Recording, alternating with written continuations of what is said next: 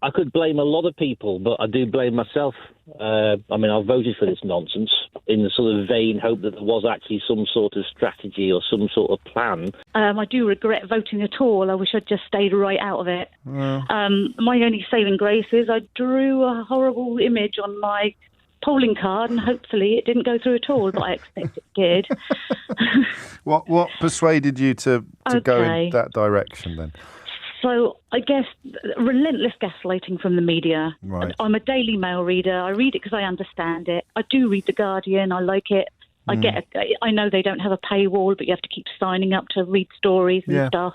It's easy to go on the Daily Mail, and I understand the language they use. Okay. I don't particularly like the way they speak and the way people are. I tend to be a bit of a freedom fighter on there. And okay.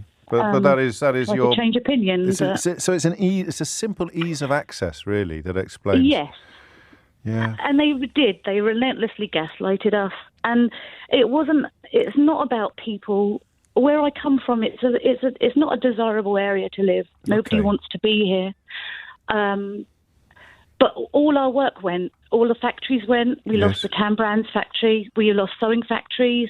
We lost credit card making factories. They just all went. Yeah. And they were a little bit semi-skilled.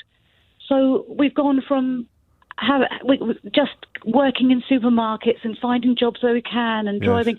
A lot of the people, we were promised our jobs back. We were promised semi-skilled work. We really thought we were going to start making things again. The more seductive the promise, the more tempting it is not to look too closely at the detail, I think, sometimes. Yep. And when you don't understand politics, the way it's so cloudy, opaque politics, it's just, especially if you understand the Daily Mail and you can't understand completely the Guardian and stuff, and you haven't had that kind of education, you're just left with what the hearsays and gives and what everyone's talking about. Yeah, and I suppose the more undiluted your environment is, the more, the fewer people you encounter who are going to take it, because this is something I discovered. It's lovely I'm not going to patronise you, Julie, by saying that, because you're clearly very intelligent, and I understand what you're saying about newspapers and education, but you'll also, I hope, let me say that I could just tell by talking to you that you've got no worries on that front, but you think that you do. You think that you do, and that's part of the contribution to the conversation. But I remember being stunned by people who were adamant that everybody agreed with them. And it took me a while to realise that every single person they met did agree with them, whether it was in the pub or online or in the the canteen at work. That's what you're describing, an almost unchallenged position reached by gaslighting or by media lies, but unchallenged by a community formed. Exactly that, yes.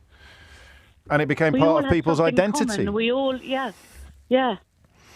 But that's exactly what happened. But the difference is, the morning that vote came in, and it didn't go the way everyone wanted it to, it wasn't until that moment that we were all the dregs of the universe now.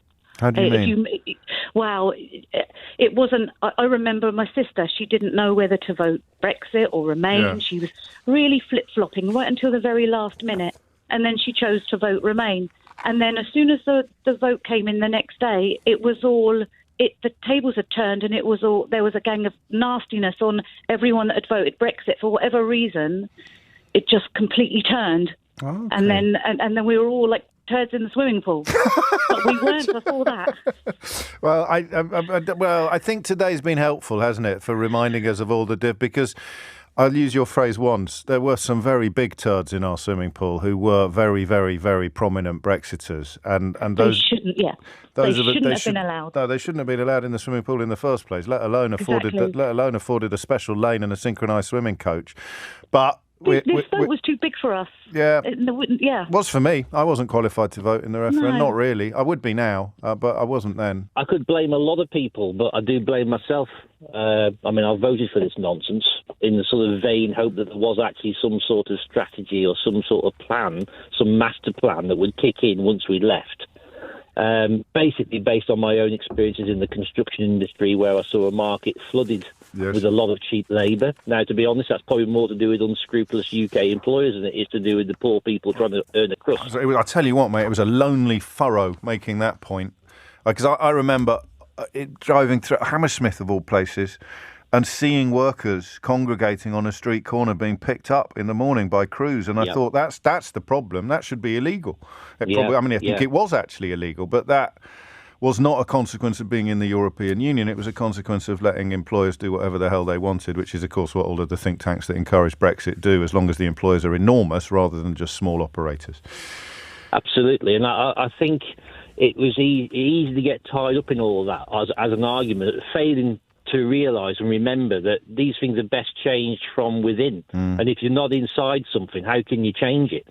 And I'm very angry with myself over it as a decision. And, I thought it was very interesting this morning to hear Guy Verhofstadt, I think his name was, yes, talking about the possibility of a door being open. Now, there is no reason for the European Union to leave a door open. What's done is done.